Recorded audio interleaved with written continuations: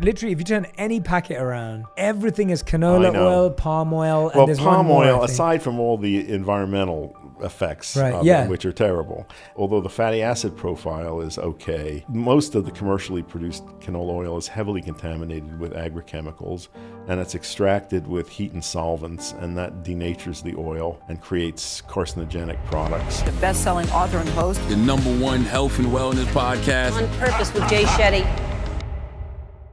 Hey everyone, welcome back to On Purpose, the #1 health podcast in the world. Thanks to each and every one of you that come back every week to become healthier, happier, and more healed. Now, you know that I'm a curious person who wants to learn more and more about our mind, our body, our health, and tools and techniques that can improve that for us. And I like sitting down with individuals who've dedicated their lives and their life's work to understanding what can improve the lives of others. Today's guest is someone I've been really looking forward to having on the show. I know you'll be really excited as well. We're going to be talking about a wide array of subjects, but I'm going to give you really practical, insightful tips and tools that you can put into your life and day immediately to make an impact. My guest today is Dr. Andrew Weil, a world-renowned leader and pioneer in the field of integrative medicine. Combining a Harvard education and a lifetime of practicing natural and preventive medicine, Dr. Weil is the founder and director of the Andrew Weil Center for Integrative Medicine at the University of Arizona, where he is a clinical professor of medicine and professor of public health. A New York Times best-selling author, Dr. Weil is the author of 15 books on health and well-being. Dr. Weil is also the founder and partner in the growing family of True Food Kitchen restaurants. Dr. Weil's current project include matcha.com, bringing the world's best matcha to the West. I am so excited to welcome Dr. Andrew Weil. Andrew, thank you for being here. I'm delighted to be here. Very excited to learn from you about a subject matter that has so much, as we were talking about briefly before, has no insight, bad insight. I feel people are underserved in this space. And so let's dive straight in. The first thing I wanted to ask you and dive into you with was this thought around what are the diet and lifestyle habits people need to do every day to live longer, healthier, and prevent cognitive decline? Well, that's fairly simple. The first rule of healthy eating is to avoid refined, processed, and manufactured food. That's what's doing us in. And I'm one of the first people to have begun talking about the importance of containing inappropriate inflammation. And I have developed an anti-inflammatory diet based on the Mediterranean diet, but I added Asian influences to that because I've spent a lot of time in Asia, and there are things there like mushrooms and turmeric and tea that I find very useful. But it really there's more and more evidence that chronic low-level inappropriate inflammation is the root cause of most of the serious diseases that do people in prematurely. So containing inflammation is very important, and diet has a major influence there. But again, the first step of an anti-inflammatory diet is to try to eliminate refined, processed, and manufactured foods. In terms of other lifestyle practices, basic ones: maintain physical activity throughout life, get good rest and sleep, learn and practice some methods of neutralizing the harmful effects of stress on the mind and the body, maintaining good relationships, especially spending time with people in whose company you feel more positive. Those are very simple steps. As for cognitive decline, this is of great concern to many people, because we all know people who have experienced cognitive decline, and we want to avoid that. So I think two very practical pieces of advice. One is don't get hit in the head. And that may mean, taking precautions if you're doing hazardous activities and being, I don't recommend that people play American football, for example. And another is don't smoke, because nicotine constricts blood vessels, reduces blood flow to the brain. So those are two simple steps. I think also I recommend practices like doing word puzzles to keep your mind active, learning another language. You don't have to master the language, just the attempt to learn it is very useful. So those are some pieces of practical information. Yeah, I think you've given us a beautiful spectrum of things to focus on there. And I think I definitely in my life try and tackle one of those areas every year Good. because I feel that they're so big in and of themselves. And my biggest mistake in the past was when I tried to change Everything all Right. at the same Yeah. time. You're trying to improve your relationship, Yeah, you're trying to improve yeah. your gut, you're trying to improve your workout regime. And so I love what you're saying, that there's all these things. And I would list everyone who's listening and watching, please try to choose one thing that you're going to try to deeply improve this year that you feel is the one you're struggling with the most, that may be having the most negative impact on you, because you'll start to see how they all affect each other. Yeah, it doesn't have. You don't have to wait a year. However, Sure. I have a book called 8 Weeks to Optimum Health, which There is we a go. All program. right. Each week, you do something. Like you start by walking 10 minutes a day, and each week you add 5 minutes to that. There we go. But I think you're quite right that a big mistake that people make is to try to do global change and then they give up. So I think it's best to take it in small bites. Yeah, let's dive into some of those because I think they're easier said than done. So what you just spoke about with diet, that's something that I've genuinely been focusing on probably for the past 12 months in terms of not eating any packaged foods and refined sugars and processed foods. And so I'm eating only natural foods. I'm already plant-based in my diet, but making sure that I'm eating vegetables and trying to avoid anything that's out of a packet.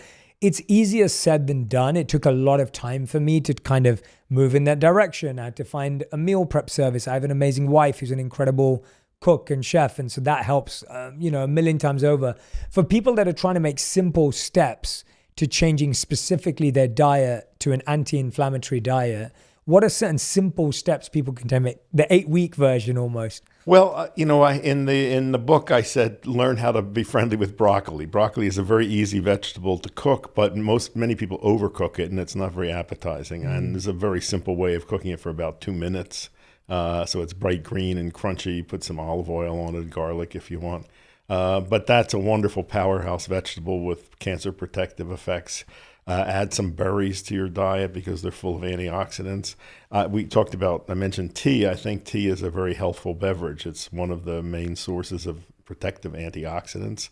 I think it's good to learn different types of tea and how to add them, find which ones you like. What specific teas have you found to have those benefits? Well, I'm a big fan of green tea because I've spent a lot of time in Japan, and particularly matcha green tea, which I think is, has the highest levels of some of these protective elements in them.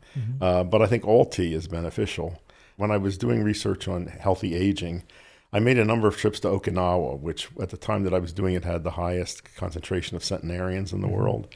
And one of the things that I observed there was that in very hot weather, people were drinking cold, unsweetened turmeric tea. Delicious. And, in North America, people are really unfamiliar with turmeric except as it occurs in yellow mustard and curry. But this form of turmeric in Okinawa is fermented, and which makes it more bioavailable and tastier. It dissolves very quickly in cold water. It's really delicious. So that's one that I recommend, learning how to get more turmeric into your diet. It's the most powerful anti-inflammatory agent, natural anti-inflammatory agent that we know. Wow. Yeah, turmeric's a big part of the Indian diet. So Indians I was eat exposed to it since I was a kid. Indians eat it at every meal. Yes. Yeah. And, one of the interesting correlations, India, I think rural India especially, has the lowest rate of Alzheimer's disease in the world. And many researchers think that's related to the regular consumption of turmeric because Alzheimer's begins as inflammation in the brain. And there's some animal research showing that turmeric can protect rats that are genetically programmed to develop Alzheimer's from developing it. So I think turmeric is a very good thing to become friendly with. That's a great insight. I love that story of going to Okinawa. I went to Sardinia a few years ago. Well, that's one of the healthy aging Yeah, one places. of the blue zones. Yeah, and what's interesting, I want to hear what you saw there, but if you go to these areas around the world where there are unusual concentrations of very healthy old people, women outnumber men by a long shot. When you get up in the ranges of upper 90s, hundreds, it's almost all women. Sardinia is the one exception. That their men and women are equally in those ranks of the oldest old, and we don't know why. Yeah. I was really fascinated to see the few things, and it's all on the spectrum of things you mentioned. But what was really interesting is that their workouts were natural. Of course, they were right. farming, they were Yeah. walking, they were taking care of the land. Same in Okinawa. They were Yeah. hauling fishing nets and gardening. I saw I think 102-year-old woman who was hoeing the garden in front of her house. So they're not going to gyms. They're not working with trainers. Yes. It's just daily activity. Yeah, and then the other thing was that they were eating foods only in season. So everything was picked locally. Everything was locally grown or locally found, and they weren't eating things that were just artificially available. And what about social connectedness? I mean, that was a big part of it. I mean, people were living in bigger families or living closer by to families with children. So children weren't just being raised by 2 people, but by 10 people. And every evening and even during the middle of the day, they would get together. And I think that's very important. The MacArthur Foundation some years ago did a study of successful aging. They identified a population of people they considered successful agers, and then they looked to see what were the outstanding commonalities. And the 2 that stood out, and this dwarfed everything else, whether they took supplements, whether they, dietary patterns, the 2 were maintenance of physical activity throughout life and maintenance of social and intellectual connectedness. I want to dive into 2 things that you mentioned earlier, and I want to dive into them deeply because I think, again, they're buzzwords. People know about them, but I'd like people to really understand the benefits. So let's talk about matcha, because that's your favorite daily plant. Yeah. And ally, which you say has this incredible mind-body benefit. Yes. I think it has already seeped its way into mainstream culture. Yeah, quite amazing. But yeah. I went to Japan when I was 17 and lived with families. One family outside of Tokyo. And this was 1959. Japan was a very different place. And the second night that I was there, my host mother, we had no language in common, took me next door to her neighbor who practiced tea ceremony. So the 3 of us sat around and the neighbor did a tea ceremony and presented me with a bowl of matcha. And 2 things about it totally caught my attention. One was the color, this vibrant green, and the other was the bamboo whisk that you use to whisk the matcha tea into a froth in a bowl of water. It's carved from a single piece of bamboo, just a miracle of Japanese craftsmanship. So I fell in love with matcha. When I got back to the States, nobody knew anything about it or ever heard of it. Over the years, when I would go to Japan, I'd bring matcha back and I'd turn people onto it. I tried, starting in the 1980s, I partnered with a Japanese company to try to sell it on my website. There was no market for it. I did that again in the 1990s. Anyway, it's quite amazing now to see this, penetrating our culture. Matcha is prepared in a very unique way. The tea plants are heavily shaded for 3 weeks before harvest.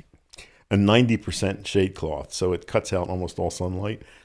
In response to that, the leaves get bigger and thinner and produce more chlorophyll, trying to take advantage of what light is there. And they also produce more antioxidants and flavor compounds and this amino acid L-theanine that has a calming effect and moderates the action of caffeine.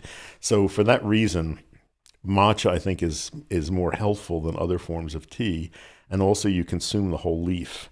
Not just an infusion of it. So that's one that I'm quite enthusiastic about. And I started a company. We got the URL matcha.com, which was a great tool. Yeah. When did you get that URL? I'm fascinated.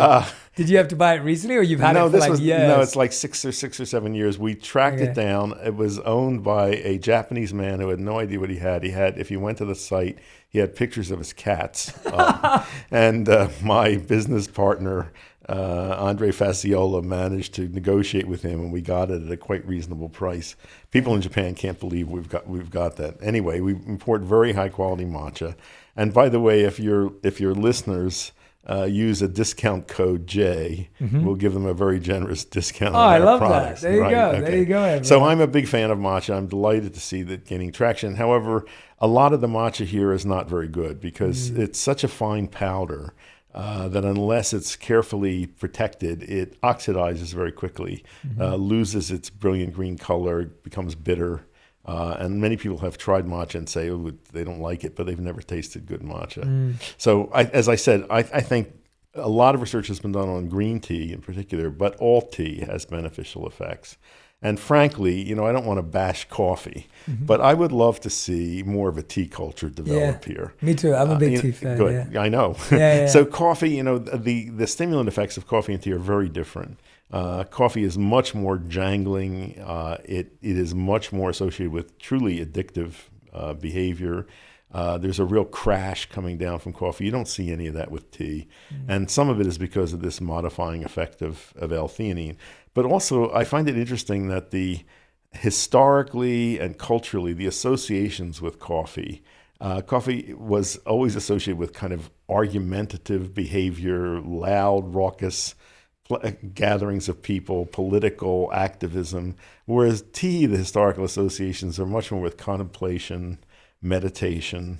I think it would be very beneficial to see a greater tea culture develop in North America, that could work its way into some of the coffee culture that's now so dominant. Yeah, when me and my wife launched our tea company, we said we wanted to make tea as hot as coffee. Like that was the goal, because we grew up with tea culture both from our British and Indian heritage. Sure. Yeah, I found it so therapeutic. I like you, love the color, love the scent, love the experience of having to drink it slow. You don't really have tea on the go. Yeah, exactly. There's a meditative process with it and a healing property to it. And it's a big change. When I was growing up, tea was what old people and sick people drank in this country. Yeah. And it's wonderful to see that change now. Yeah, absolutely. And the other one that I wanted to ask you about was the green Mediterranean diet. Yes, this is interesting. It's just recently been in the news. We have so much scientific evidence for the benefits of the Mediterranean diet in terms of longevity, overall lowest risks of disease. And I think most of your listeners are familiar with the Mediterranean diet. It's heavily on fruits and vegetables and whole grains. Olive oil is the main cooking fat, meat used very occasionally, oily fish, relatively low in sugar, so forth. So recently, a green Mediterranean diet has been proposed as being even healthier. And this reduces animal products even further, increases fruits and vegetables, especially sources of a class of compounds called polyphenols. And these are antioxidant compounds that are found in plants and fruits, vegetables, especially berries, tea, and dark chocolate.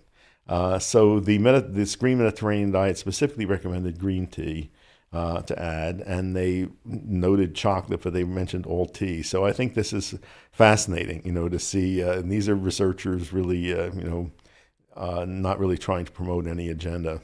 Yeah. Has your work led to any of the research that I'm recently seeing around like canola oil, palm oil, and the negative harmful effects versus what now I'm only eating in is avocado oil and olive oil. Yep. As my primary There's one oil. other that you should check out is algae oil, if you don't know okay. about that. I didn't. Yeah, no. This is a new product that's out there, and it's made through culture. It's called cultured oil, and it's microorganisms that have been altered to produce oil, which is almost all monounsaturated fat, has a very high smoke point, neutral taste, and also has one of the omega-3 fatty acids in it.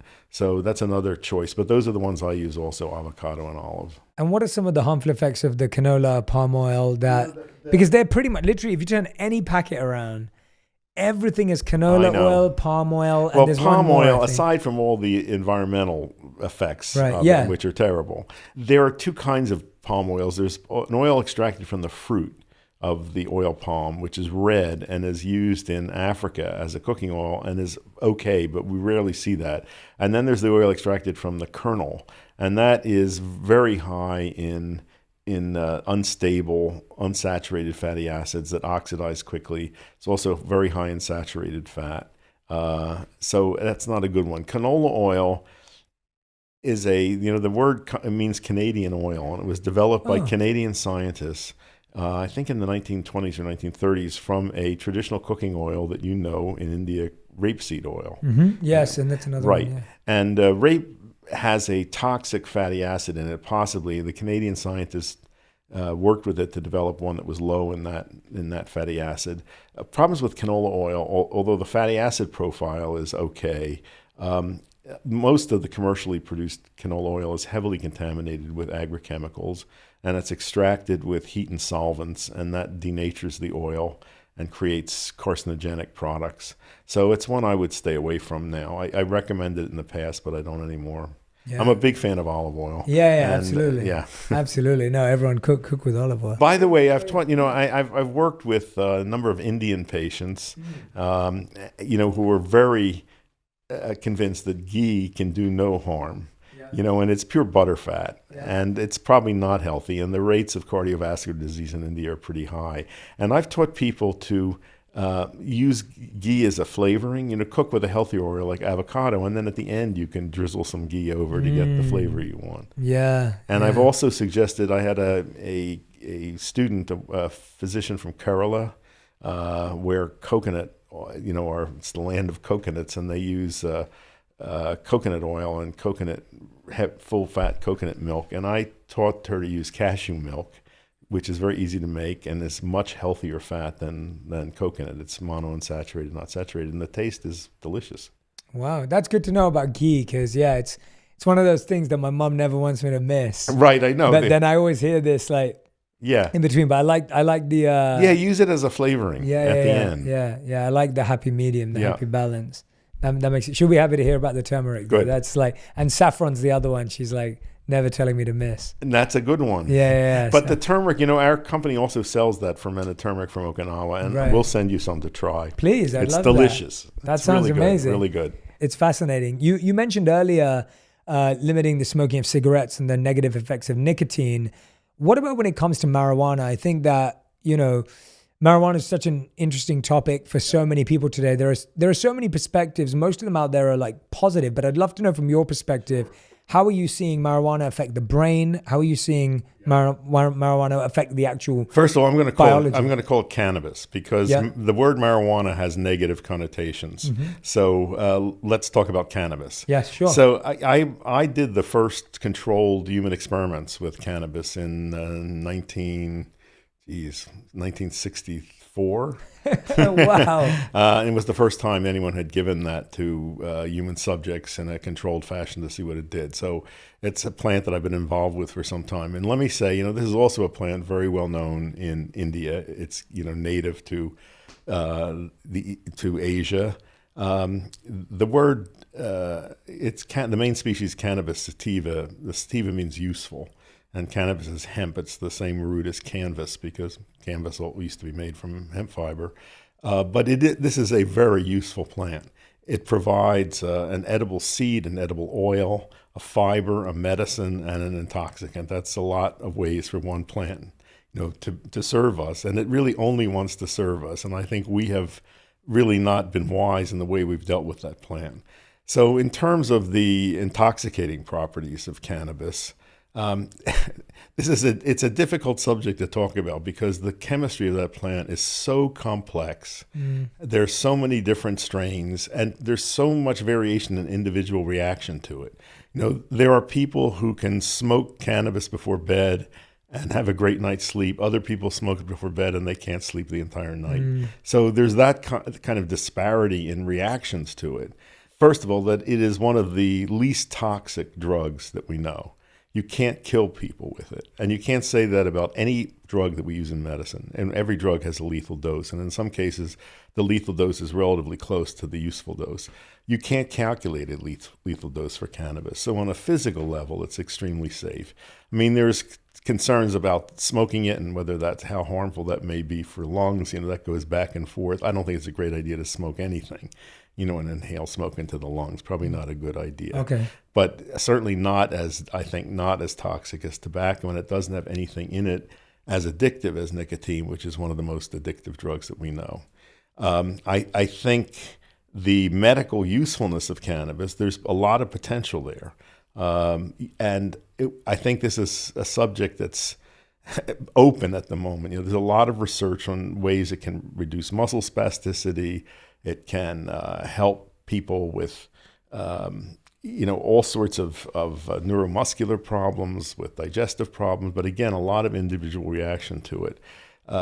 We're seeing this plant, being made available to people. And I think it's about time that it gets out of that restrictive drug schedule and made available for therapeutic use. I was just talking yesterday, our center does a podcast, and I was interviewing a nurse who was a member of the American Cannabis Nurses Association. I didn't know there was such a thing. But there is a large group of nurses who have now become trained in using cannabis therapeutically. In what form, yeah? They use all different forms, and they base that on the individual patient. But I think they're in a much better position to do this than physicians, because there's no cannabis preparation out there that most doctors are going to feel comfortable using. And until we have something like that, I don't think doctors are going to go near it. They don't understand it. But it's great that nurses are using it. A lot of them are using it for pain control. They're also using it in hospice situations, especially with people with terminal cancer, and they say they find it very useful. So I think it's, I'm happy to see this becoming used. I think there's a lot we don't know about it, and I find it very difficult when people ask my advice about it. I don't know what preparations to recommend to people. That it's confusing.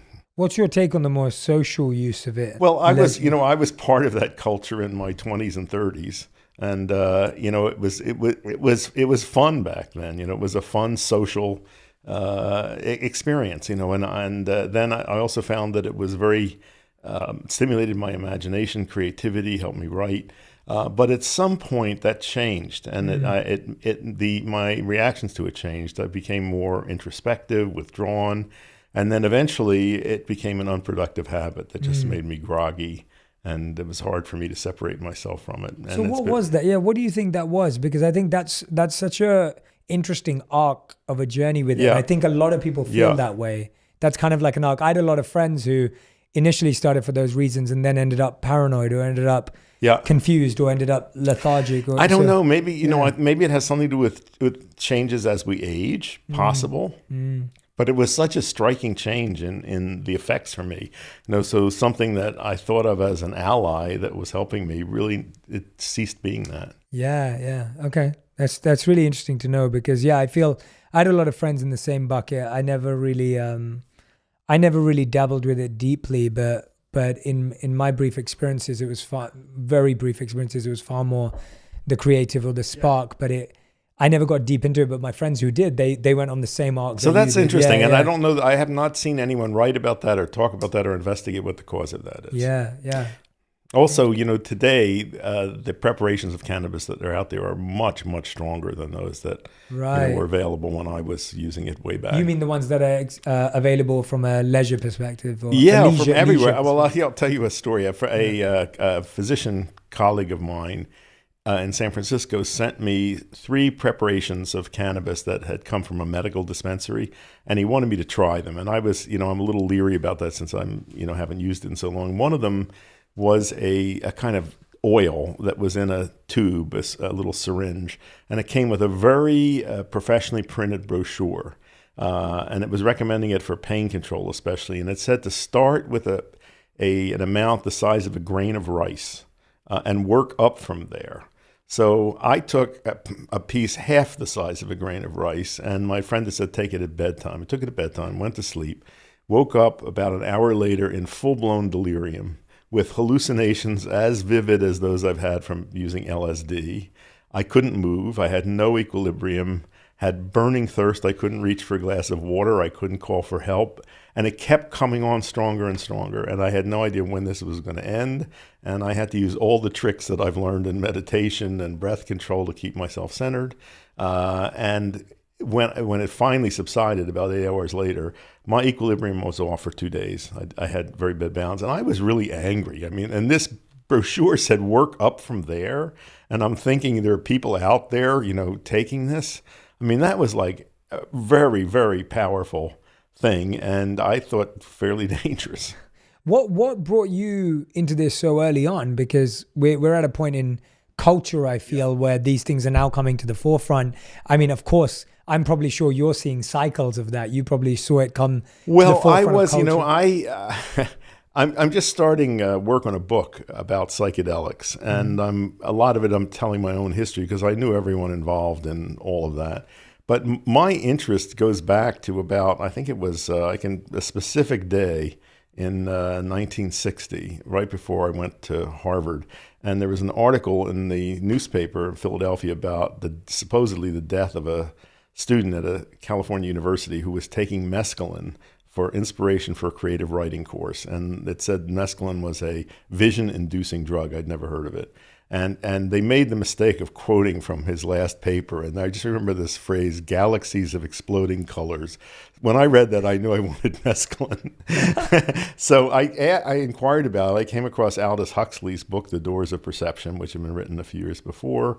And when I got to Harvard, I had the very good fortune to become associated with Richard Evans Schultes, who was the director of the Harvard Botanical Museum. And he had been one of the great explorers of the Amazon and discovered a lot of hallucinogenic plants down there. So he really, through him, I became very interested in psychedelic plants. At the same time, Richard Alpert and Timothy Leary were just starting their work with psilocybin at Harvard. There were, these drugs were not controlled substances then. I was able to obtain mescaline from a chemical company. I took it a number of times, had interesting experience, but I was very disappointed I didn't have vision. I didn't see galaxies of exploding colors. Yeah. I was very disappointed.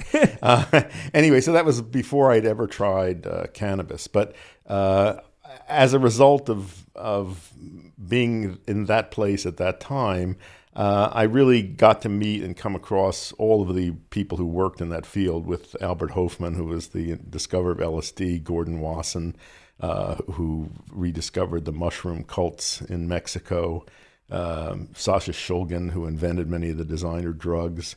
So I had a long period of experimentation with psychedelics, and I, have had a lot of benefit from them. I really don't use them anymore. My first book, The Natural Mind, which was about the importance of altered states of consciousness.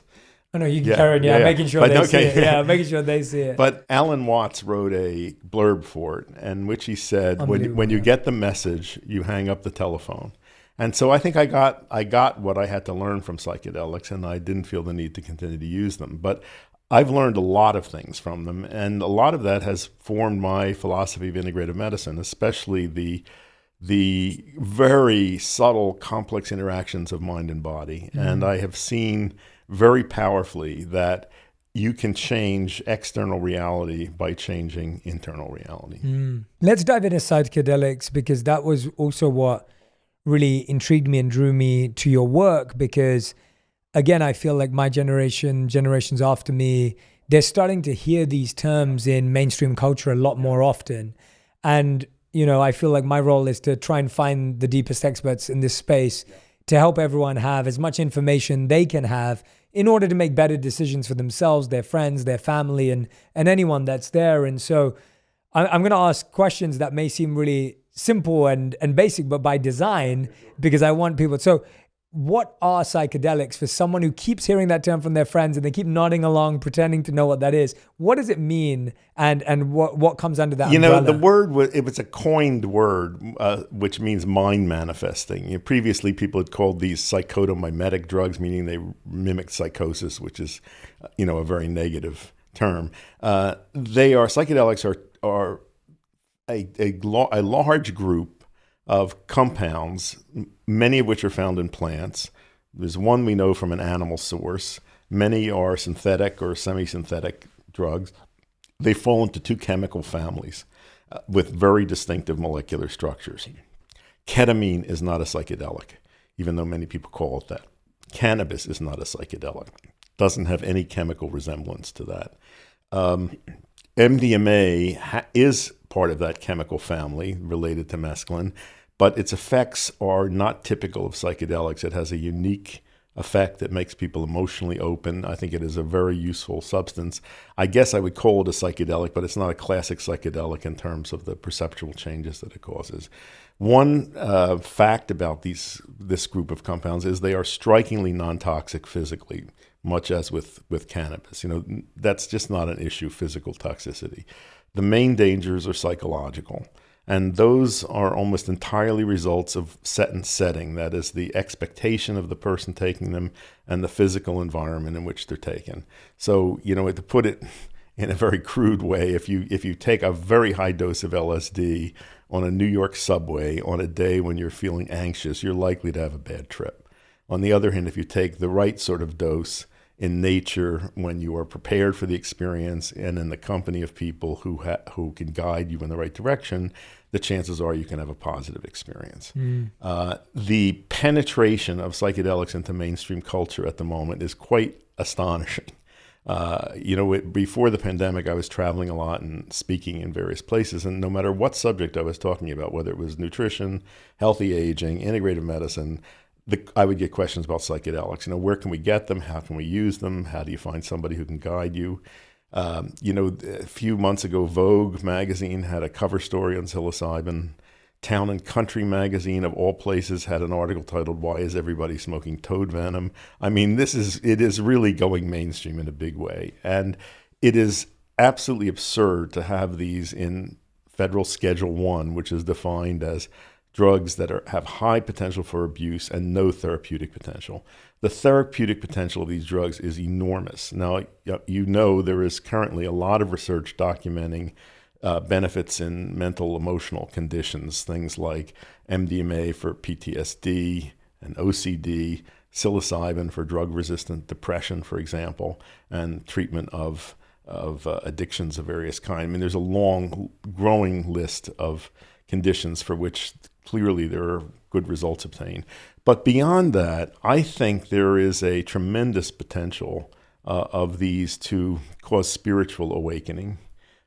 Some of that has been documented at the Johns Hopkins Center for Psychedelics, which is really good. I mean, a single experience with psilocybin in people who had no sense of a spiritual dimension to life suddenly are aware of that. In my own, experimentation with them, I have had very profound realizations that my consciousness extends to everything, that everything out there is conscious, not just animate objects, but rocks and everything. And that same, whatever that is, it's in me, it's in everything, it connects me with everything.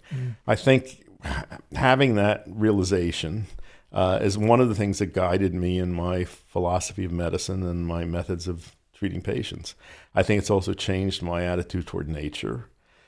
And, I really, the title of the book I'm working on is Psychedelics Can Save the World. And I really believe that. And I think it may be the only thing out there that has that possibility because, we are clearly headed for disaster. And I think the only thing that can save us is a collective transformation of consciousness. I think that can result from enough individuals having a transformation of consciousness that it catalyzes some general movement. I mean, for instance, if you just look at the issue of the climate disaster that we're facing, I think if people realize that they are part of nature, that they're continuous with it, they change their behavior. That's just one example. And I saw some research recently showing that people who'd had experience with, I think it was psilocybin particularly, tend to become involved with the environmental movement. So that is the great hope that I have. So I think this could go a million different ways in terms of whether, for-profit businesses get involved, whether people are going to be using these to party. But I think it doesn't matter. I think just having these out there in the general culture and freed from that restrictive way that they've been placed, I think that holds great positive potential. You like the idea of these things becoming more mainstream and accessible and available because they have so many positive benefits.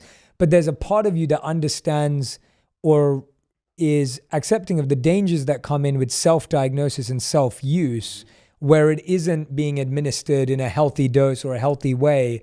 What are some of because like the example you gave of getting on the train, like I look at that and I go, as these things become more available, how do we stop people going off the edge because they don't know how to administer and monitor and actually... Well, I would say by training as many people as we can to be guides. Right. Who will behave in an ethical fashion and are experienced and can structure a psychedelic experience in a way to minimize any harmful potential and maximize positive potential. So there are a number of groups around the country that have training programs for psychedelic guides. We need a lot more of them.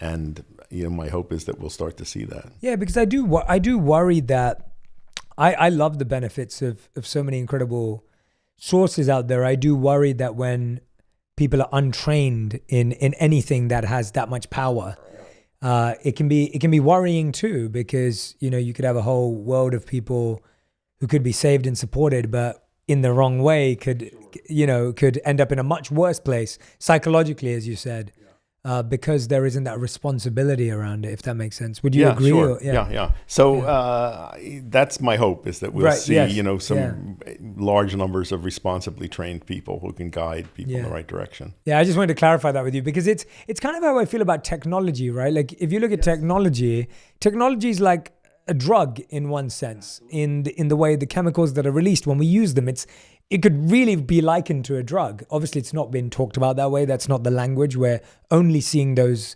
experiences now. And we're seeing the challenges with technology addiction. We're seeing the challenges with technology obsession and the things that come from it, whether it's envy, comparison, fear of missing out, anxiety, insecurity. And you think, oh, wait a minute. Well, if we had technology coaches, and if people were trained in how to use technology effectively before we were given a phone, chances are we'd be better at handling it, and we wouldn't be doing this backwards job that we're in right now, which is like, oh gosh, like my kids are all Yeah, I think we have no idea what this is doing to the kids' brains. I think it obviously is changing them, but I don't think we know the full ramifications of that. Yeah. So it's definitely a concern. And you're saying there's enough insight on the effects of psychedelics on the brain for us to kind of be able to see the right amount of doses. Yes, exactly. Yeah. Right.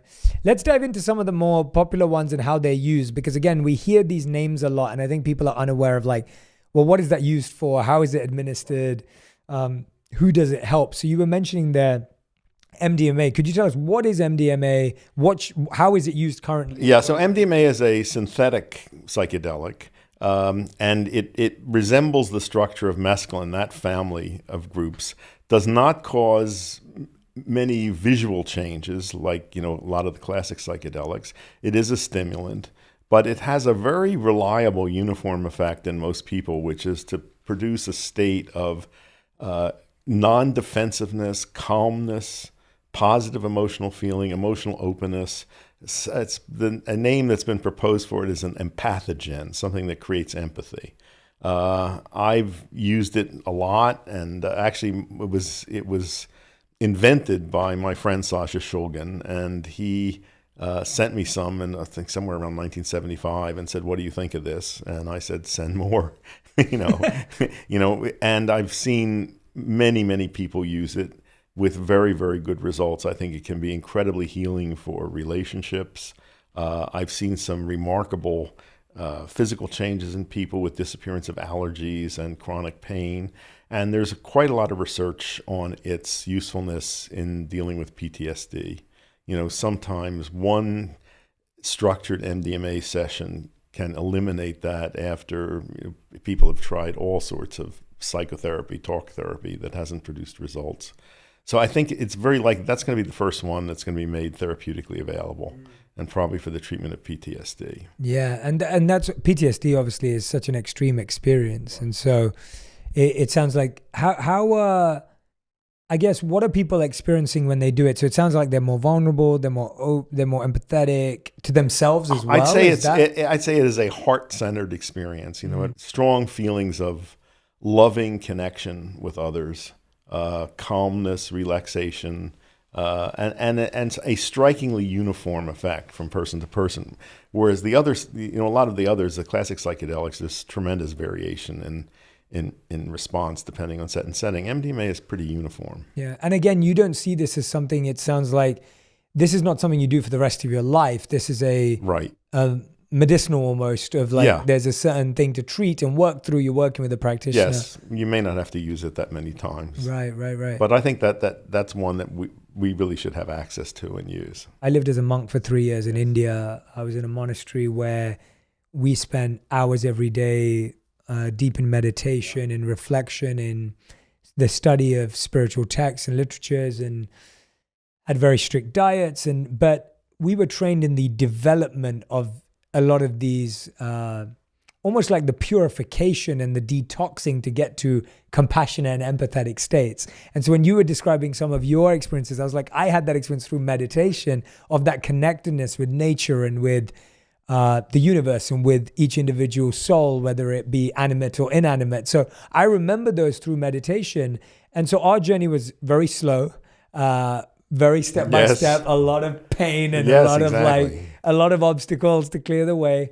I'm intrigued by, how does someone feel after the dose has run its course? Like, are they able to stay compassionate and empathetic with their partner? What happens? I'm intrigued. Yeah. Well, the effect of the drug wears off, and Yeah. it's because it's a stimulant. You feel there's a period of time when you feel tired and somewhat depleted of energy, but the feelings you remain, and you Right. can reconnect with those. And I think I see permanent change in people. Mm-hmm. By the way, in the early days when people were talking about the spiritual potential of psychedelics, it really angered a lot of spiritual teachers, who said that this was artificial, that these experiences, and I think they were kind of resentful of people having them without going through the time and work that like you put in. So I think there are many valid paths to achieve those kinds of feelings, but psychedelics are fast, and they offer the possibility of giving many more people access to them. Yeah, I've seen in my personal experience with the right people around me and with people I know that have experienced them, I found them to be great window openers for people, or door openers. It's kind of what you described, like this idea that you got to have a glimpse into a new reality that you didn't know existed. But I think I'm always intrigued by how people have that versus it becomes addictive, where you're just constantly wanting to live in that new reality. But I How think does that work? psychedelics have a kind of self-protective quality to Yes. them, which is if you try to take them frequently, the experience disappears. Right. So I think people quickly, there's not a lot of motivation to use them with any sort of great frequency. Yeah, got it. And in terms of carryover effects, I've told this story a lot, and you may have heard it, but just as an example, and this is on a physical level, I had a lifelong allergy to cats. If a cat got near me, my eyes would itch. If a cat licked me, I'd get hives where it licked me. So I always avoided them. And one day when I was 28, I was living in the country in Virginia. It was a beautiful spring day. I took LSD with a group of friends outdoors. It was I felt wonderful. I mean, I really felt just high, connected with nature, terrific. And in the midst of this, a cat jumped into my lap. And I had an immediate defensive reaction. And then I thought, this is silly. And I just relaxed and played with the cat. I had no allergic reaction, and I've never had one since. No instantaneous disappearance of a lifelong allergic pattern. Is that a common path with with LSD, or no? No, I think it's not peculiar to LSD. I think it can Right. happen with any psychedelic. Right. It doesn't happen automatically necessarily. Yeah. But I could imagine, Dr. Weil's allergy clinic, if these become available. Yeah. Where you give people, start with a full dose and expose them to the allergen, and then like once a week you'd reduce the dose till at some point they were getting just a placebo. Yeah. I think allergies can be unlearned, and that's a powerful tool for doing it. Yeah. What are the other ones that you think are going to become more accessible? Well, soon? psilocybin is So let's the talk one about- that's yeah. being So most what is researched. So that? this is the main compound found in the magic mushrooms, which traditionally were used by indigenous peoples in southern Mexico and Central America. There are many species of them. Some can easily be cultivated. Some grow wild, especially in the Pacific Northwest.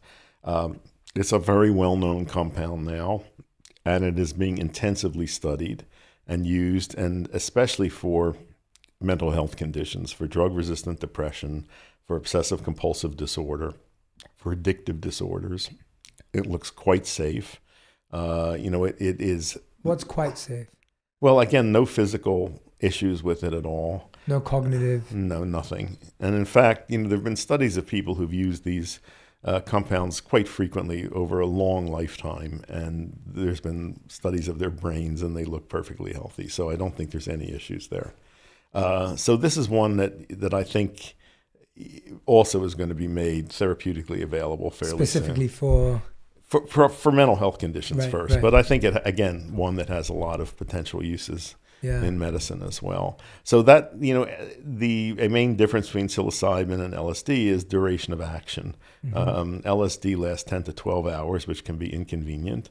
And psilocybin is 4 to 6 hours, so it's much more manageable. And some people are using it recreationally too. And Yes, how do they you? are. Yeah. Well, again, I'm not going to be critical of people who do that. No. I think I'm that, not either. I'm just trying to. Yeah. frankly, I'm I trying think to I'd rather understand, have people use that than alcohol recreationally. I think because it's let's because do, it's much safer on a physical level, and probably safer on a psychological level as well. When you look at the numbers of homicides, accidental deaths that are related to alcohol, it's tremendous. And you don't see anything like that with psilocybin. Can you drive after? Well, you can. I wouldn't recommend it probably, but if Right. somebody's familiar with it, you certainly can. Right. I mean, it doesn't impair coordination on a physical level like alcohol does. Yeah. No. And I don't have any side or any what's the right word? Any dog in the fight. Right. I hear you. I'm asking I'm just being so curious as to like, I know my community would ask these questions, and I'm thinking, all right, like I want them to have such a real, genuine understanding of what this is, because let me talk about another compound that is of great interest is DMT. Yes, of course. Dimethyltryptamine. So this is it's a very simple chemical compound. And it's related to serotonin, the neurotransmitter, and melatonin, the pineal hormone. It's found in many plants, especially in South America, and is used by indigenous people mostly as snuffs. They prepare powdered preparations from plants and inhale it. And often this occurs with another compound called 5-methoxy-DMT, which is the one that's found in the toad that has become toad venom. At any rate, DMT is, if you smoke it, it's a very rapid effect. Within seconds you are off in another reality, and it's extremely visual. Incredible visual trips, and then after several minutes you come back to ordinary reality. The 5-methoxy version is not visual. People describe it as a rocket ship into the void. Your ego dissolves, and when it reconstitutes, it's very pleasant. It is very likely that DMT is our endogenous psychedelic that is made by the pineal gland, and it may explain why some people have psychedelic-like experiences, whether it's from meditation or fasting or other things. It may be from release of endogenous DMT. And some people think this may also mediate the near-death experience, that so many people report. So I do believe we have an endogenous psychedelic, and it's very likely to be, DMT. Wow. Yeah, and we were talking about this earlier, and I love hearing about your travels. Have you been to the Amazon? Yes. Schulte sent me down there long ago. I made a number of trips. I was investigating medicinal plants, ayahuasca, mushrooms, and spent time with shamans to learn what tricks I could learn from them. So yes, that was in the 1970s, 1980s. I made a number of trips down there. Wow. And why do the Amazonians have no problems with taking drugs like DMT? Well, this is an interesting thing. There are so many psychedelic plants and preparations in South America and in Mexico and Central America, and there are so few in the old world. There's one plant in Africa called iboga, the source of a drug called ibogaine, which has been who was using that recently, for addictive behavior. This is what's right. There's a possibility of one from India. There's been great speculation as to what this preparation soma was that's referred to in the Vedas. So there was some psychedelic preparation there. And the Eleusinian mysteries in ancient Greece involved drinking a potion that almost certainly was made from ergot. And it was a way of detoxifying that fungus and producing an LSD-like drink. But otherwise, you've got this huge abundance of psychedelic preparations in the New World. It doesn't make botanical sense that there'd be that disparity. So it must be something about the people. In the old world, in Africa and Asia, people, I think, are as drawn to altered states of consciousness, but they get into them, especially in Africa, through drumming, prolonged wakefulness, dancing, rather than taking substances. Yeah. So is that the difference that you see in how we take them and how they take them? And culturally, right. But if you look at the indigenous peoples in South America and the Amazon especially, they are always used ritually. They're often, under the direction of shamans who are trained, a sacred way. Trained in their use. Yeah, absolutely. I think the potential for abuse in those populations is very minuscule. Right. Yeah, that's really fascinating. Yeah, I feel like, it was always sacred. It was part of a holy ritual of some kind. It was always used medicinally and understood, and it's kind of, it's... Ritual is a very powerful tool for containing the harmful potential of substances. Yeah, that's why they were created around those, I guess. Yeah, no, And that's always really interesting for me to hear, because I feel like, yeah, and I'm just reflecting on it as an individual. I look at it and I think I really trust things that are very focused on the intention in which they're taken, are administered by someone who understands what the power and effect of this is. And it's in an environment that allows you to have a fulfilling, powerful experience with a certain goal or place to reach to.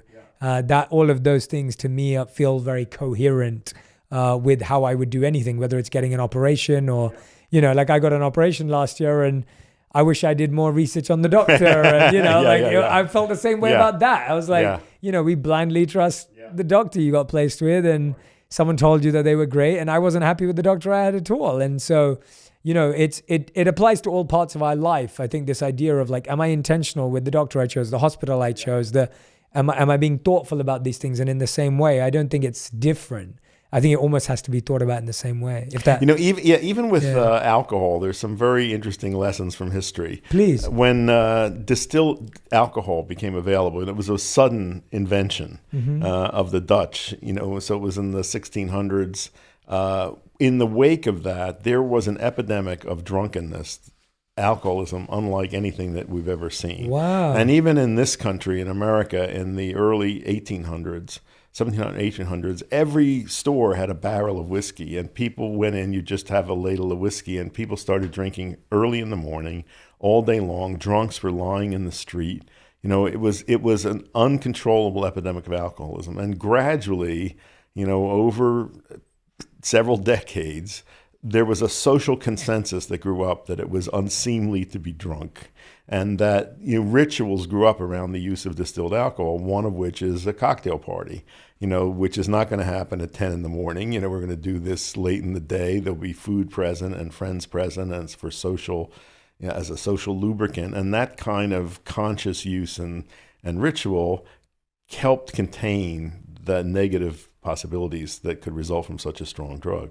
Right. And of course, I mean, with alcohol, there's so many proven negatives and issues even now, whether it's gut, brain, et cetera, et cetera. Yeah.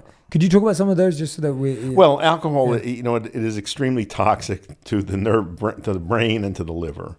And there's arguments go back and forth. That's whether alcohol, a moderate consumption of alcohol is beneficial. Some people say even 1 or 2 drinks is harmful for some I've people. Heard some, So this goes back and forth. I think many of the benefits ascribed to alcohol are benefits of relaxation, and for many people that is a main method of relaxation. But I think the fact is that it is a strong toxin, and you have to be very careful about using it. And there's some people, like women that have genetic risk for breast cancer, who probably shouldn't use it at all. Right. Yeah. I was. This fascinated me when I was looking at your work. Your book, Chocolate to Morphine, was pivotal and often the most stolen books in colleges in the last 40 years. Yeah. Could you tell us a bit about the book and then about the story? It's a very good book. It's still in print, and the main point of it, which enraged some people, was that there are no good and bad drugs. There are just good and bad relationships with drugs. And I very firmly believe that. I mean, there are no drugs that have inherent good or horrible qualities. It's how people use them and how they think of them. Some obviously are more difficult to form good relationships with than others. And some of them naturally, like chocolate, as a victim of chocolate, have addictive traits. I've talked about this many times, but I was genuinely addicted to chocolate. And it took my wife and me, when I say addicted in the sense of I could eat a full slab in a moment, a family pack version, easily on my own, no issues. I see. And it took a long time for me to take chocolate out of my diet because of the amount of sugar I was taking in too. Right. And so, well, I put chocolate at the very top of my anti-inflammatory diet pyramid. How? Because it is taking it out. No, I put it back. It's there. It's the very top of the anti-inflammatory diet pyramid. So something that I recommend in moderate consumption. It has very useful antioxidant and anti-inflammatory effects. I might have to change my relationship with dark chocolate. Has to be at least 70%. Yeah, but a little bit on a regular basis is fine. Yeah. What's a little bit on a regular basis? Not a slab a day. Not a slab a day. You have this real love for this plant medicine that can have such a big benefit on people. Yeah. And it must be hard because so much of it's been demonized or talked about in a certain way. And I love what you just said now. It's like you're arguing that it's about your relationship with these things. Right. And that's really fascinates me because I feel like that it's almost like that's how we would talk about it's our relationship with technology. It's our relationship with money. It's our relationship with fame. There is nothing inherently evil about technology. You know, I think that's true of so many things. It's how we relate to it. And and how we use it and what our relationship is with it. Yeah, that's really fascinating. I also wanted to dive into the idea where you mentioned earlier around the spiritual awakening piece, because I definitely am not. I would say, even though I studied in such a traditional and rigorous way personally, which has led to so many beautiful spiritual awakenings and realizations, I wouldn't consider myself to be closed-minded as to how other people find their paths. I find that I have my path and it was beautiful, but I'm very open to people finding their paths. And some people are at different stages in their journey where they need different things. Could you walk me through what specifically been used in a spiritual way and what have been some of the results? Well, first of all, let me say for me, spirituality means being aware of and acknowledging the non-material aspect of existence. Yes. Working in the medical field, I am so aware of and frustrated by the power of the materialistic paradigm. You know, that many scientists and many physicians don't believe in anything that's not physical. Mm-hmm. So when you try to talk about, let alone not spirit, but even if you try to talk about the mind and the influence of the mind on the body, they don't believe that. I mean, in the materialistic paradigm, if you observe a change in a physical system, the cause has to be physical. Non-physical causation of physical events is not allowed for in that paradigm. So this is what, there's a whole range of mind-body interventions that we make use of in integrative medicine: hypnosis, guided imagery, visualization therapy. But and these methods are very cost-effective, very effective, and they're totally underutilized because people don't believe in it. And that's why we haven't really made sense of the placebo response, all of that. So I would love to see that change. I'd really love to see a paradigm shift. And to me, that's what spiritual awakening is about. It's becoming aware of the non-physical dimension and the reality of the non-physical. And I make a very sharp distinction between spirituality and religion. Religion is about institutions, and institutions are mostly concerned with perpetuating themselves. Spirituality is this connection with acknowledging the non-physical and its importance in interacting with the physical dimension.